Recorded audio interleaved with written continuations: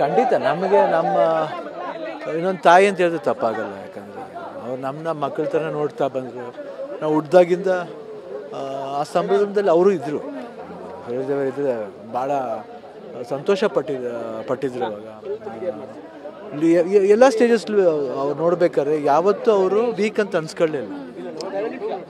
I think ನಿಜವಾದ ಲಾಸೇನೆ ಅವರು.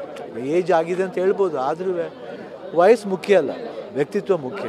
ಅವ್ರ ವ್ಯಕ್ತಿತ್ವ ಅಂತ ಶಿವಣ್ಣ ಇದು ಅಪ್ಪು ಅವ್ರ ಜೊತೆನೂ ಆ್ಯಕ್ಟ್ ಮಾಡಿದ್ದಾರೆ, ಅಣ್ಣವ್ರ ಜೊತೆನೂ ಆ್ಯಕ್ಟ್ ಮಾಡಿದ್ದಾರೆ. ಕಣ್ಣಿಗೆ ಕಾಣುವ ದೇವರು ಅಂದರೆ ತಾಯಿ ತಾನೆ ಅನ್ನೋದು ಅವರಿಗೆ ಸೀಮಿತ. ಅದು ಅವರನ್ನೇ ನೋಡಿದಾಗ ನಮಗೆ ನಿಜವಾಗ್ಲೂ ಆ ಫೀಲ್ ಬರುತ್ತೆ. ಕನ್ನಡ ಚಿತ್ರರಂಗಕ್ಕೆ ತಾಯಿ ಆಗಿದ್ರು. ಸೊ ಅಪ್ಪು ಜೊತೆಗಿನ ಒಂದು ಒಡನಾಟ, ಸೊ ಆ್ಯಕ್ಟ್ ಮಾಡಿದ್ದು, ಅದ್ರ ಬಗ್ಗೆ ನಟ ಸಾರ್ವಭೌಮ ಯಾರಿವನ್ನು ನೋಡಿದಾಗ ಯಾವಾಗ ನಮಗೆ ಆ ಸಾಂಗೇ ತುಂಬ ಪಾಪ್ಯುಲರ್ ಆಗುತ್ತೆ, ತುಂಬಾ ಒಂದು ನೋವು ಕೊಡುತ್ತೆ.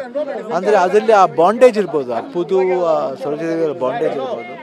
ಅದೇ ರೀತಿ ಅಪ್ಪಾಜಿ ಜೊತೆ ಬಂದಾಗ ನನಗೆ ಯಾವಾಗಲೂ ಆ ಸಾಂಗ್ ಒಂದು ಜ್ಞಾಪಕ ಬರ್ತೇನೆ, ನಾನೇ ಭಾಗ್ಯವಂತ. ಅದು ಯಾವತ್ತೂ ಇಬ್ಬರು ಅವ್ರ ಪೇರ್ ನೋಡಿದ್ರೆ. ಆಮೇಲೆ ಬಬ್ರುಬಾ ಅನ್ನೋದೊಂದು ಆಡಿರ್ಬೋದು, ಇವತ್ತು ಮೈ ರೋಮಾಂಚನ ಆಗುತ್ತೆ.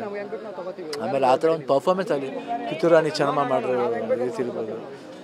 I think she was splendid. Tamil cinema ನೋಡಿ, ಯಾವುದೇ ಸಿನಿಮಾ ನೋಡಿ ಅವ್ರ ನೋಟ ಚೆನ್ನಾಗಿತ್ತು. ಎಷ್ಟು ಸೂಪರ್ ಸ್ಟಾರ್ ಜೊತೆ ಮಾಡಿದ್ದಾರೆ. ಶಿವಾಜಿ ಗಣೇಶನ್ ಅವರು, MGR ಜೊತೆ, NT ರಾಮರಾವ್ ಜೊತೆ, ನಾಗೇಶ್ವರ ಅವ್ರ ಜೊತೆ ಆಲ್ಮೋಸ್ಟ್ ಸಾಕಷ್ಟು ದೊಡ್ಡದು. I think she is A great lady. ನಮ್ಗೆ ಅನ್ಸುತ್ತೆ, ನಮ್ಗೆ ನೋವಾಗೋದು ಒಂದೇ ಒಂದು, ನಮ್ಮ ಫ್ಯಾಮಿಲಿ ಮೆಂಬರ್ ಹೋಗ್ಬಿಟ್ರು ಅಂತ ಅನ್ಸುತ್ತೆ.